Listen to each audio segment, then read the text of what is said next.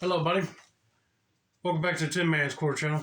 I'm your host, Jeffrey Tin Man Taylor, and today I thought I'd get on here and review my new pocket knife I picked up over at the yard sale in Melzodan back on 4th of July. And before I get into the review side of things, let me tell you where I picked it up exactly, if I can remember. There's an antique mall up there. I forgot the name of the place already, but anyway, before you get to Nancy's Candy Co., they were having a yard sale outside of this antique store.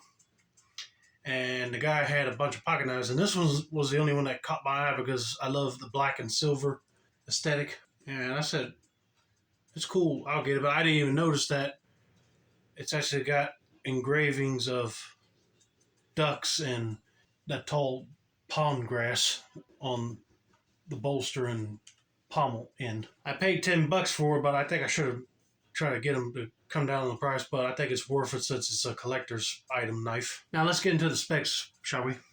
Weight is 0.55 pounds, which is a little more heavier than the other pocket knives I showed you already.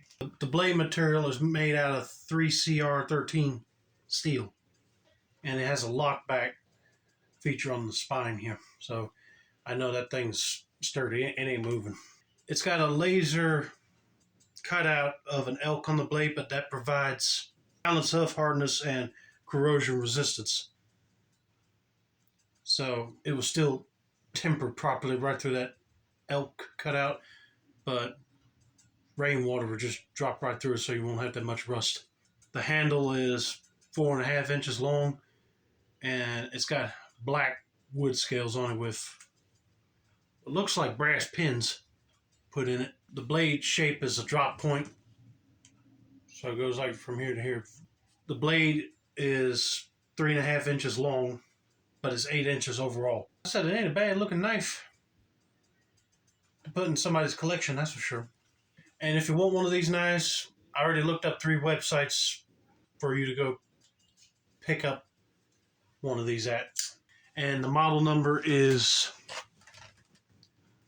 ER-539D, as in dog. So I'm going to leave links down in the description below. But now, let's go outside and test this bad boy out, shall we?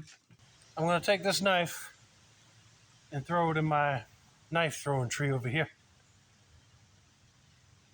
And let's see if I can get it to stick. 3, 2, 1.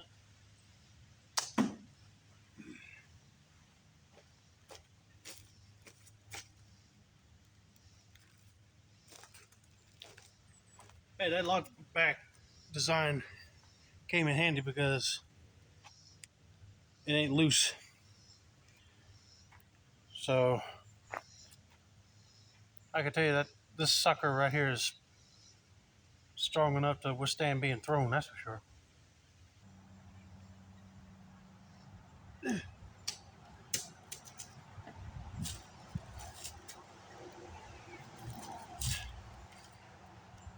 Well, I'm glad I won't stand right there because it just bounced off the tree and landed near my feet. But luckily, since it's got the lockback feature on this knife, it's not loose, and I don't see anything broken. So I'm just going to skip over to a stab test real quick. Now I'm going to show you guys that this knife, even though it looks decorative, you can still use it as a fighting and stabbing weapon. I'm going to reverse grip it. 3, 2, 1.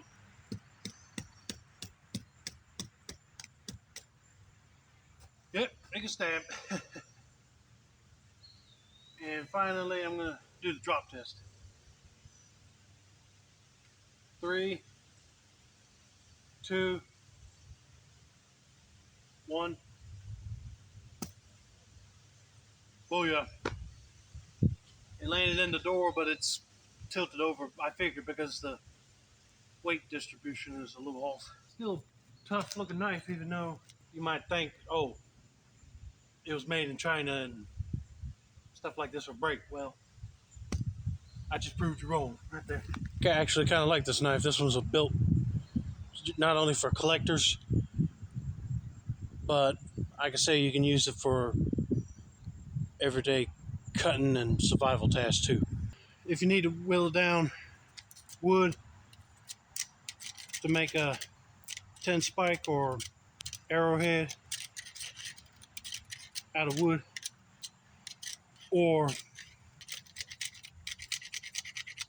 some other survival tool, then you could definitely put an edge on this knife and start whittling down the bark off the wood just to serve your purpose. I'm not going to be standing out here all day doing that, but you see what I'm talking about right here. So overall, this knife is amazing, and I would highly recommend you guys purchasing one if you're just a big fan of Elk Ridge knives, or you like duck hunting, or you just like the gentleman aesthetic of this knife. Either way, I would say it's perfect for anybody's knife collection. So that's going to be it for now. Don't forget to like, subscribe, turn on post notifications for more knife content like this. This has been another successful installment of the Tin Man's Quarter channel. I'm your host, Jeffrey Tin Man Taylor, and I said that's a wrap, and have a nice day, y'all.